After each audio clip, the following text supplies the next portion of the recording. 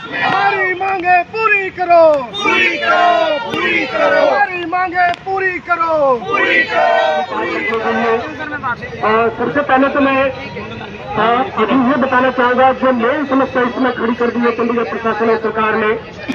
भारत सरकार का एक जो लेटर है कि 5 साल से पहले इस तरह का सिस्टम हुआ करता था, जिसमें यह कहा जाता था कि 1 साल का अगर कोई कॉन्ट्रैक्ट पे काम कर रहा है तो उसको निकालने की बात होती थी।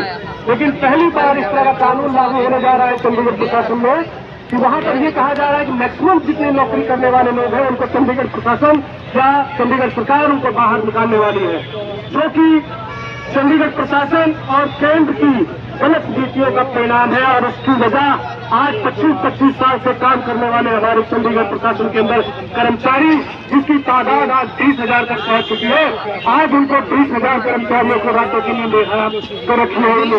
अफसरों ने, नेताओं ने अपनी चैन की नींद से सो रहे हैं। तो उनको आज सिर्फ ये रैली एक आगाह करने के लिए है। अगर आप लड़ने के लिए तैयार हैं कर्मचारियों से, तो हम भी लड़ाई के लिए तैयार हैं।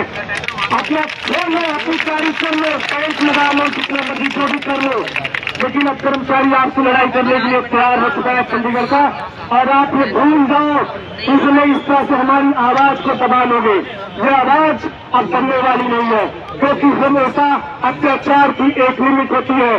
जब अत्याचार उस लिमिट से बाहर हो जाता है तो हर आदमी को, हर आमान को बाहर निकलना ही पड़ता है। आजादी भी हमें इसी तरह से मिली थी। शुरू में जब अंग्रेज आए थे, सबको पता है कि हमें माल दिखाया गया था, एक तरह की चीज दिखाई गई थी, आपको इससे बहुत कुछ फायदा मिलेगा, लेकिन धीरे धीरे भारत को खा गए। उसी तरह से ये सरकार और ये प्रशासन हमारे कर्मचारियों को, चाहे देश की है या प्रशासन चंडीगढ़ की है, उसको खोखला करती जा रही है और उस खोखलेपन के शिकार हम होते जा रहे हैं।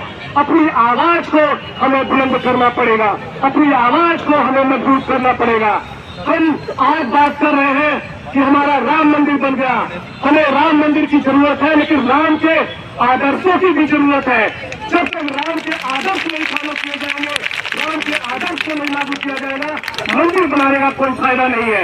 राम का एक सबसे महत्वपूर्ण जो आदर्श, जो सबको पता है, न्याय व्यवस्था, उनका आदर्श सबसे मुख्य रूप से जो सभी फॉलो करते हैं कि उस राज्य में, उस प्रशासन के अंदर न्याय ऐसा था, उस न्याय के चक्कर में उन्होंने अपनी धर्म पत्नी को भी छोड़ दिया था। वो व्यवस्था है, वो प्रशासन है।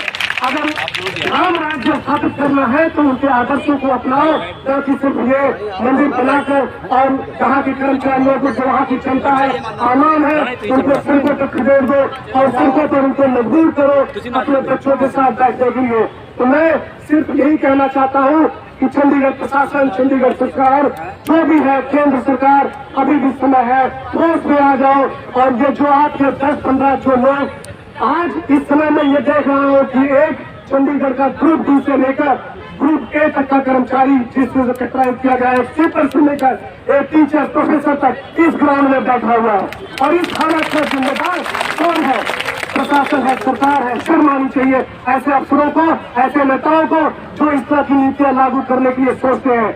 इनको इस तरह की नीतियां लागू करने इनके क्यों नहीं काटते हाथ पैर, क्यों नहीं सुनते? क्योंकि शायद इनका अपना कोई बेटा, अपना कोई बहू इस तरह के प्रशासन, इस तरह के सबको अच्छे रोजगार दे रखे हैं, सबको अच्छे बिजनेस में सेटलमेंट कर रखा है।